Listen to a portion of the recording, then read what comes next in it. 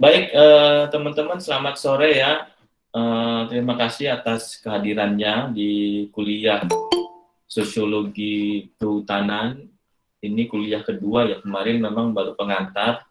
Ini di kuliah kedua, pertemuan kedua, akan dibagi dua sesi. Sesi pertama kita akan mengungkap kembali apa itu sosiologi.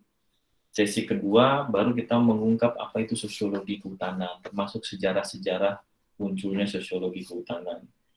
Baik, teman-teman, sebelum kita bahas tentang sosiologi, ilmu sosiologi itu kan sebetulnya sudah Anda dapatkan waktu Anda SMA ya, SMA apa SLTA, khususnya di IPS ya. Saya nggak tahu ya, zaman dulu kan ada kelas IPA, kelas IPS gitu. Zaman sekarang saya nggak tahu.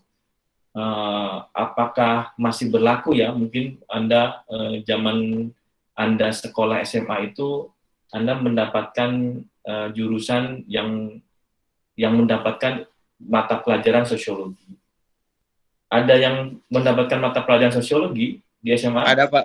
Ada ya. Mungkin banyak ya, karena di kampus prodi kehutanan di Uniku itu ternyata hampir 80% itu dari IPS, bukan dari eksakta ya, dari IPS. Baik, karena Anda pernah mendapatkan pelajaran sosiologi, saya juga dulu pernah mendapatkan pelajaran sosiologi zaman SMA, dan respon saya tuh, ini ilmu nggak jelas gitu. Itu tanggapan saya SMA, ini apa sih gitu, ini nggak jelas, ngomongin soal kerabatan, ngomongin soal, tapi banyak informasi ya dari sana. Nah, dari sana kemudian malah saya sekarang studi S2, S3 saya sosiologi, gitu, sosiologi pedesaan gitu. Jadi saya yang tadinya waktu zaman SMA merasa ilmu itu mungkin tidak semenarik seperti ilmu matematika, fisika, kimia, karena kan saya senang eksakta ya. Ternyata fokus saya sekarang di sosiologi. Oke teman-teman, seperti yang umumnya pernah kalian dapatkan di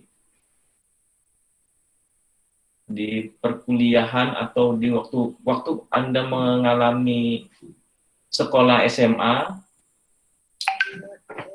tentu Anda udah paham betul ya apa itu sosiologi.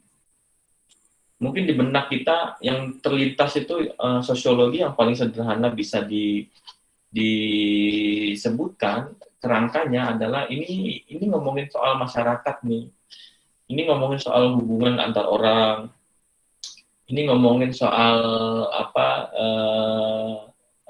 struktur-struktur di dalam masyarakat gitu. Kemudian ada norma, ada nilai, kemudian ada hubungan interaksi ya, ada hubungan interaksi, kemudian di dalam hubungan interaksi itu ada kategori-kategori, ada kategori ketika interaksi itu saling positif, itu disebutkan kerjasama, ketika dia itu saling kontraproduktif, itu bisa dikategorikan konflik, dan lain-lainnya. Tapi intinya adalah sosiologi ngomongin soal dunia kemasyarakatan, dunia hubungan relasi antara orang per orang, dan kemudian meluas menjadi suatu hubungan interaksi antara masyarakat, di mana dia membentuk suatu struktur sosial tertentu. Seperti itu, saya bisa tunjukkan ya sebuah slide ya. Bentar.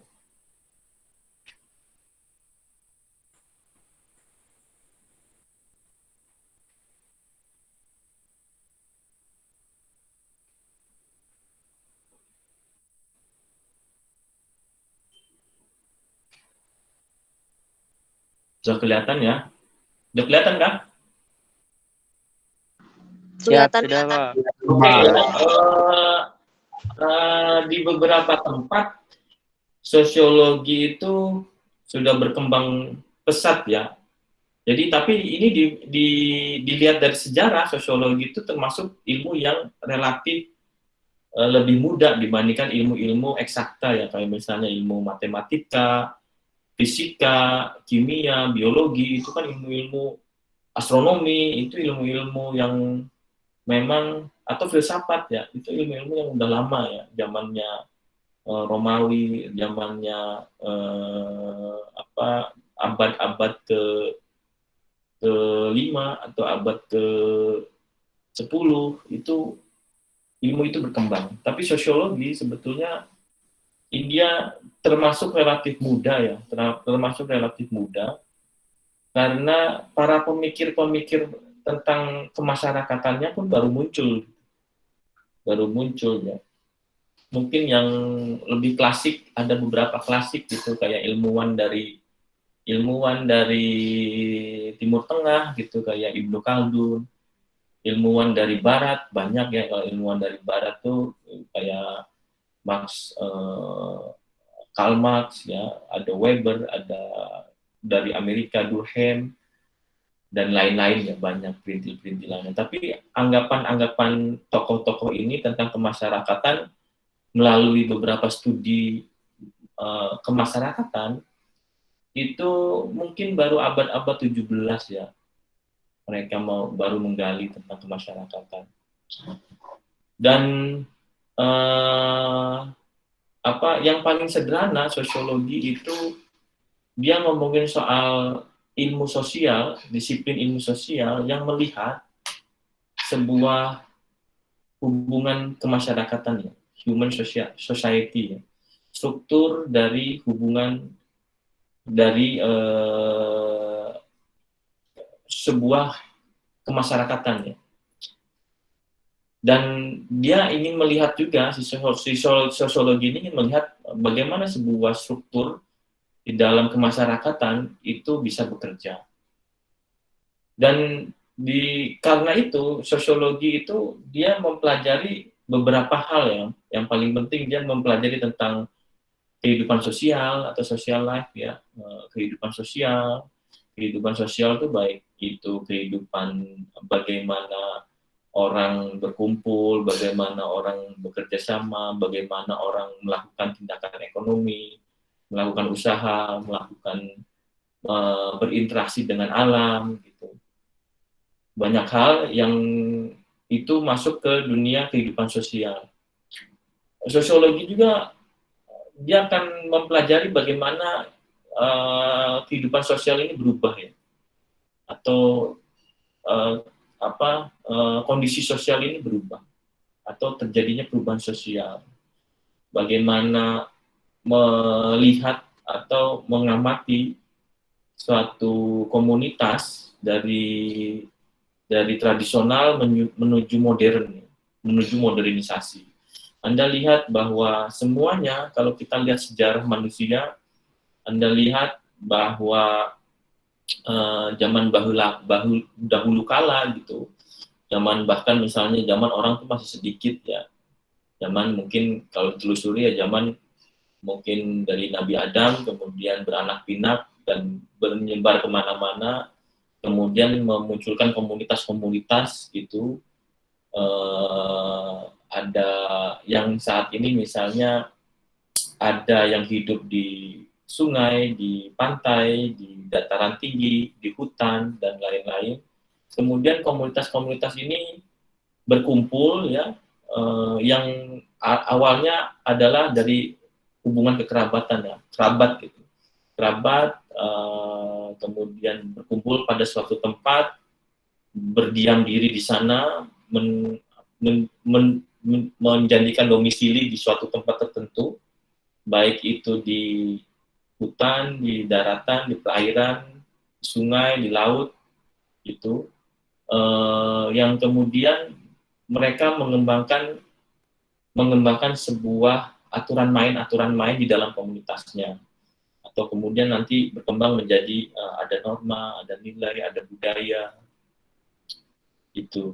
Dan kita lihat, kalau kamu lihat misalnya yang paling mengamati masyarakat yang tradisional ya Di Indonesia aja, masyarakat tradisional, Anda pernah melihat bagaimana suku kubu yang hidup di hutan, yang nomaden, belum tidak berpakaian seperti kita gitu, dia hanya menggunakan penutup biasa ya dari kulit kulit binatang, atau kamu melihat suku Baduy di Banten gitu, yang dia punya teritori tersendiri dan dia punya norma nilai, aturan main di dalam komunitasnya, bahkan pakaian-pakaiannya juga khas gitu. Dan kemudian Anda lihat di Papua, di Nusa Tenggara, di Sulawesi, di Kalimantan, orang-orang Dayak, gitu, suku-suku. Lah, Anda melihat komunitas-komunitas yang berbeda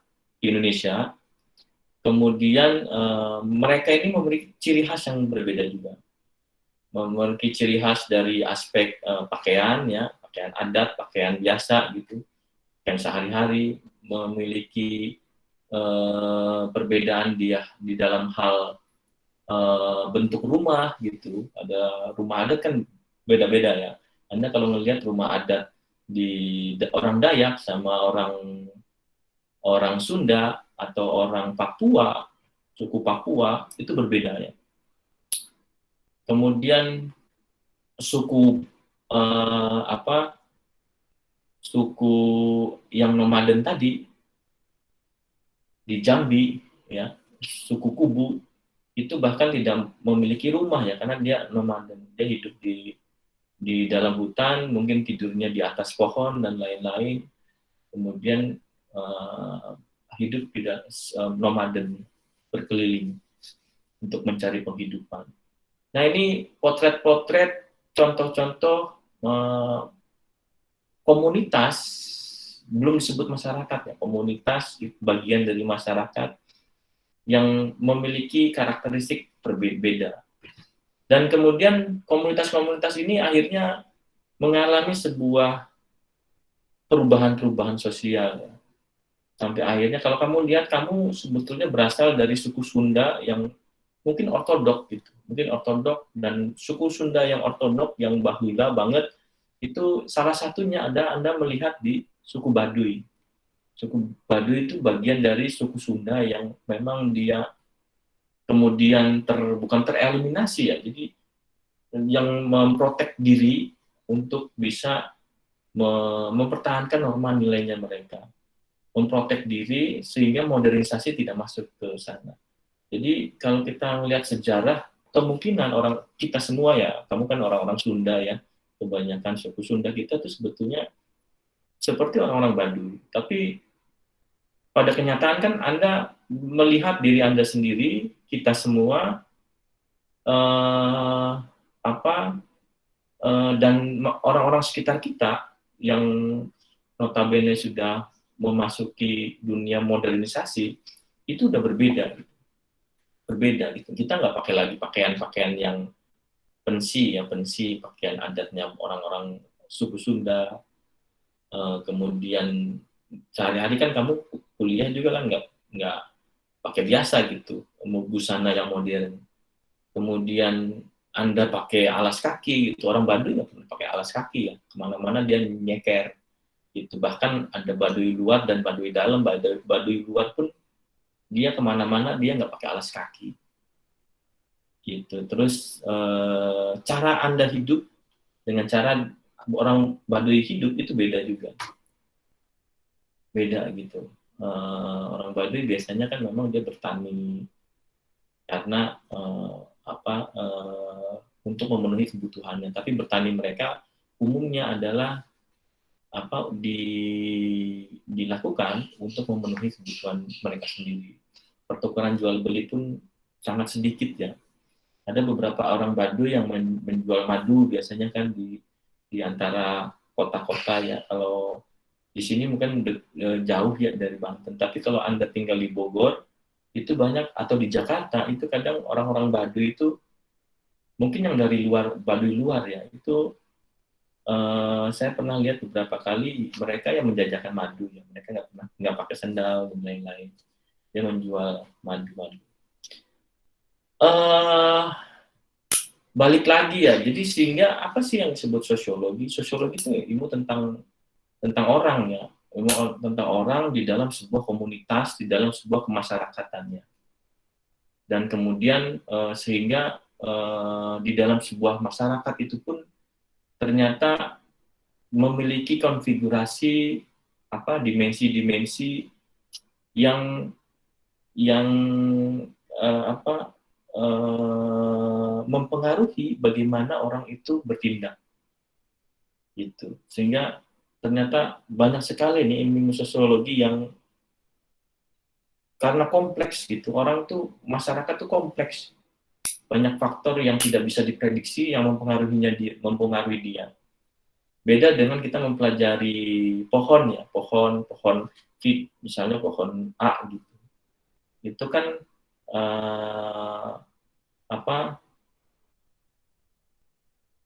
teori-teorinya tidak kompleks gitu ya. Kita mempelajari tentang hewan, tentang hubungan relasi ekologinya suatu wilayah gitu. Tapi kalau misalnya relasinya masyarakat itu lebih kompleks gitu, karena tidak bisa diprediksi. Orang tuh punya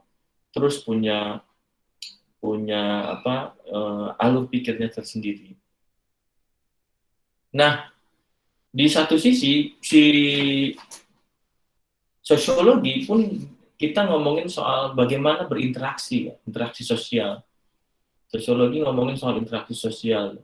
Justru gara-gara ada interaksi sosial ini, kemudian terjadilah sebuah hubungan masyarakat ya. Terjadilah sebuah tatanan kemasyarakatan karena ada interaksi sosial ini. Diawali mungkin kalau misalnya zaman ortodok gitu, komunitas itu dibentuk dari hubungan kekerabatan, diawali dengan interaksinya bersama kerabat gitu. Kerabat dari keluarga, kemudian berkembang menjadi kerabat-kerabat gitu. Nah, interaksinya dalam gitu. Kemudian di dalam sebuah komunitas kerabat ini terjadi sebuah norma nilai yang dibangun bersama, dan karena dia menjalani penghidupan gitu, dia kemudian mengekspresikan diri terhadap berhubungan dengan alam semesta dan melakukan ekspresi diri dengan alam semesta, akhirnya terciptalah sebuah kekhasan yang disebut sebagai ciri-ciri bahwa suatu masyarakat tuh memiliki daya cipta dan dinamis ya,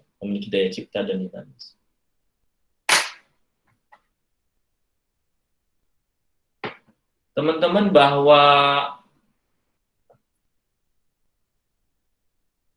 bahwa ternyata sosiologi itu kemudian mempelajari konteks masyarakat. Oleh karenanya di dalam studi sosiologi kehutanan kita nggak jauh dari aspek orang ya, aspek manusianya. Kalau dilihat dari definisi-definisi para tokoh yang mempelajari sosiologi itu ada beberapa contoh ya, kayak Pitirim Sorokin ya, ini dia sosiolog juga. Kalau di Indonesia ada Selo Sumarjan almarhum ya, ini seorang profesor yang memang bapaknya sosiologi dan antropologinya Indonesia. Ada Sulaiman Sumardi, dan sekarang bermunculan banyak kan sosiolog terkenal di Indonesia, profesor sosiologi. Nah, menurut beberapa tokoh sebetulnya kayak Sorokin ini ngomongin soal sosiologi, itu dia mendefinisikan bahwa sosiologi itu ilmu yang ngomongin soal hubungan dan pengaruh timbal balik antara beraneka ragam gejala-gejala sosial. Jadi sosiologi itu bagian dari hubungan timbal balik dari beraneka ragam gejala-gejala sosial. Gejala-gejala sosial itu banyak, diantaranya adalah gejala ekonomi, gejala gejala agama, keluarga, hukum, moral, ekonomi, politik, dan lain-lain. Ini disebut gejala sosial menurut Sorokin ini. Jadi hal-hal yang ngomongin soal masalah-masalah sosial yang kemudian temanya beraneka ragam gitu, tema agama, tema ekonomi, tema hukum, tema moral, tema politik, yang itu kemudian merupakan gejala sebuah masyarakat dengan tema-tema itu bagian dari ilmu sosiologi. Nah, si Sorokin juga dia ngomongin juga bahwa ada juga hubungan ini dipengaruhi antara gejala sosial dengan gejala-gejala non sosial. Gejala sosial itu dipengaruhi oleh gejala-gejala non sosial. Misalnya non sosial berarti non orang gitu, bukan manusia, bukan orang. Misalnya aspek fisik ya, geografis, itu aspek biologis, aspek climate juga, iklim gitu, geografis, maksudnya geografis ya. Satu contoh misalnya Anda amati deh misalnya masyarakat yang tinggal di pantai gitu dengan masyarakat yang tinggal di pegunungan itu punya kebiasaan-kebiasaan, norma-norma dan perilaku yang berbeda-beda. Ada yang bilang kalau orang-orang pesisir mah orangnya keras, gitu, lebih keras dibanding orang-orang yang tinggal di hutan ya. Orangnya keras, kemudian kalau ngomong juga keras, karena medan mereka dipengaruhi oleh faktor alam yang memungkinkan mereka itu hidupnya ya lebih keras gitu. Mungkin ya karena melaut ya, kemudian keadaan suhu di pesisir itu kan relatif lebih panas dibanding pegunungan dan lain-lainnya yang menyebabkan kemudian karena itu akhirnya sifat-sifat perilaku masyarakatnya berbeda di satu aspek geografis tertentu dan lokasi geografis yang lainnya. Termasuk misalnya suku-suku tertentu ya. Orang Medan terkenal keras gitu, orang Sunda terkenal lembut. Nah, apakah ada faktor-faktor geografis mempengaruhi mereka? Ini pun harus didalami. Tapi bahwa orang-orang atau suatu masyarakat pasti dipengaruhi oleh aspek geografis, gitu. Karena aspek geografis itu yang kemudian memunculkan juga norma nilai tentang hubungan mereka dengan alamnya, gitu. Jadi misalnya orang yang tinggal, Anda lihat suku ini deh, suku yang pernah lihat nggak suatu masyarakat komunitas tertentu dia tinggal di laut, gitu. Kalau di Indonesia ada ya, Anda pernah lihat pemukimannya mereka di tengah laut, di laut, pemukiman, rumah-rumah mereka di laut, dan mereka menjalani hidupnya seperti itu, gitu. Tidak biasa di darat, di laut. Bahkan mereka punya pasar ya, pasarnya tuh jualannya ya di laut, gitu. Lautnya bukan di tengah laut ini ya, jadi di perairan laut yang tenang gitu mereka memiliki rumah-rumah. Ada juga yang di danau, ada juga yang di pinggiran sungai, ada juga yang di gunung ya, di gunung, ada yang di pesisir, seperti itu. Kalau di ini sukunya suku, saya lupa ya, yang hidup di laut ini ya. Nah, akhirnya bahwa masyarakat itu dipengaruhi aspek geografis ini bisa ditemukan di lapangan ya, baik di Indonesia maupun di wilayah yang lain. Gitu. Nah, menurut Selo Sumarjan ya, ada lagi ya, menurut Selo Sumarjan itu sosiologi itu ilmu tentang masyarakat menurut dia itu. Jadi salah satunya adalah ilmu yang mempelajari struktur sosial ya dan proses-proses sosial, termasuk juga perubahan-perubahan sosial. Struktur sosial dia mempelajari tentang bagaimana sebuah stratifikasi sosial dibentuk, misalnya bagaimana sebuah norma nilai itu dibentuk dan kemudian mempengaruhi perilaku. Bagaimana sebuah struktur di dalam sebuah masyarakat, yaitu norma, nilai, adat istiadat, aturan main di dalam sebuah masyarakat, kemudian mempengaruhi individu dalam bertindak. Ini ngomongin soal struktur. Ada juga sosiologi ngomongin soal proses-proses sosial, bagaimana proses interaksi, bagaimana konflik terjadi, bagaimana norma nilai berubah. Gitu. Ini bagian dari proses-proses sosial, termasuk juga perubahan-perubahan sosial.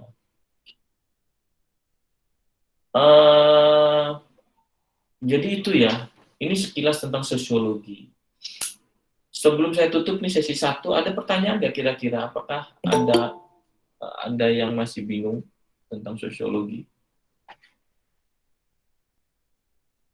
Ada yang mau ditanyakan?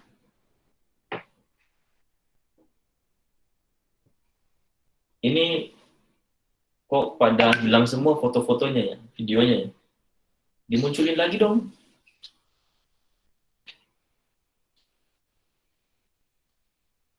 Nah, baru muncul semua.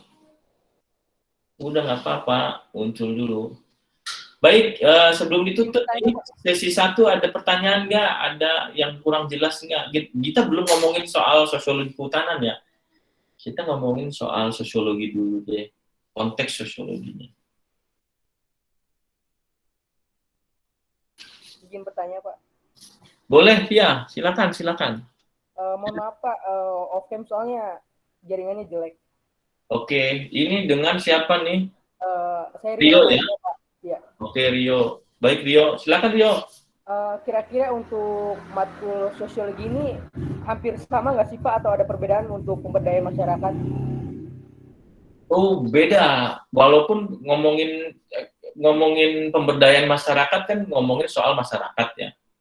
Tapi memang beda ya, memang beda karena konteksnya dari perspektif filsafat ilmunya juga beda ya. Pemberdayaan masyarakat, epistemologinya, kemudian ontologinya, aksiologinya, dari perspektif filsafat ilmunya beda. Gitu. Pemberdayaan masyarakat kan dia ngomongin misalnya apa itu pemberdayaan masyarakat, itu sebuah ilmu bagaimana memberdayakan orang lain ya atau kelompok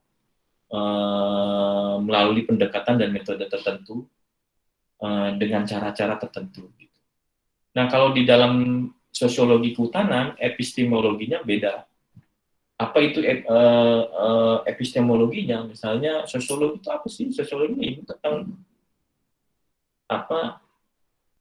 Isu-isu kemasyarakatan di dalam konteks lingkungan kehutanan.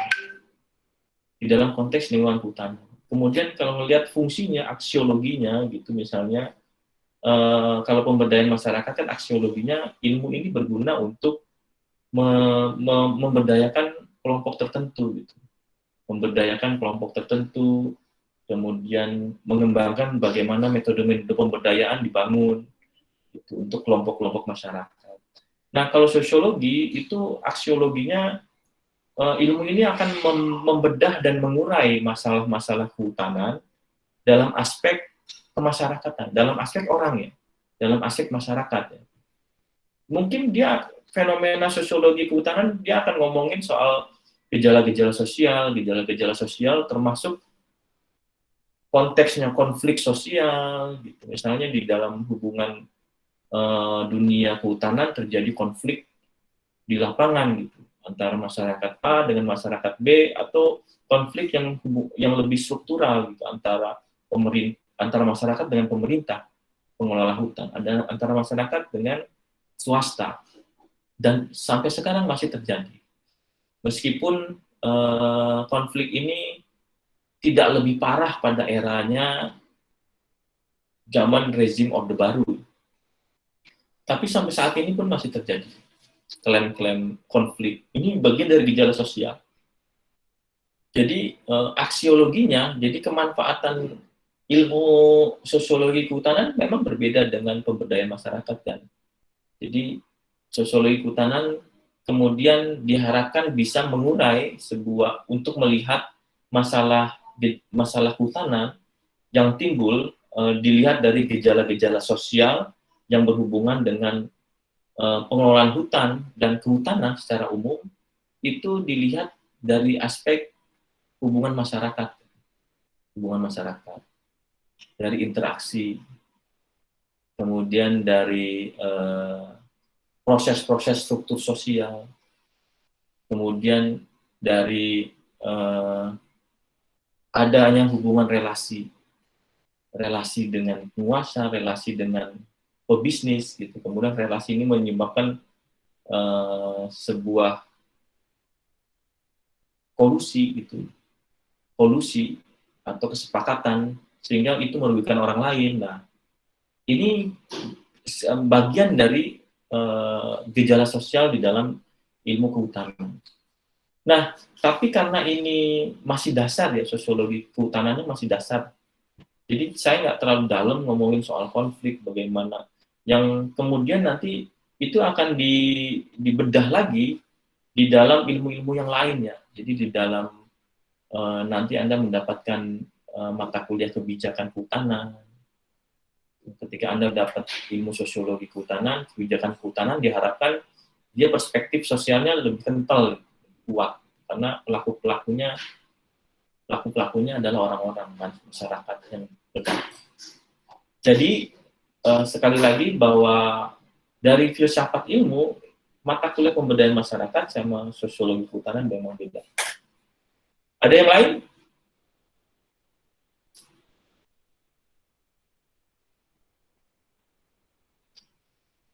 Ada yang lain? Baik. Ingin bertanya, Pak. Oke. Muhammad Wirya. Silakan. Videonya ditampilkan aja ya teman-teman, sekali lagi videonya ditampilkan. Sinyalnya jelek, Pak. Maaf, Pak. Oke. Apa gimana ya?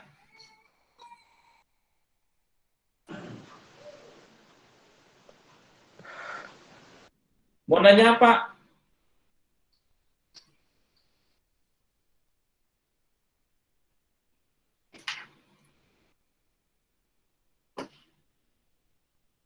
Oh, kayaknya nggak bertanya ya. Keburu hilang. Baik teman-teman, sesi 1 kita akhiri dulu ya.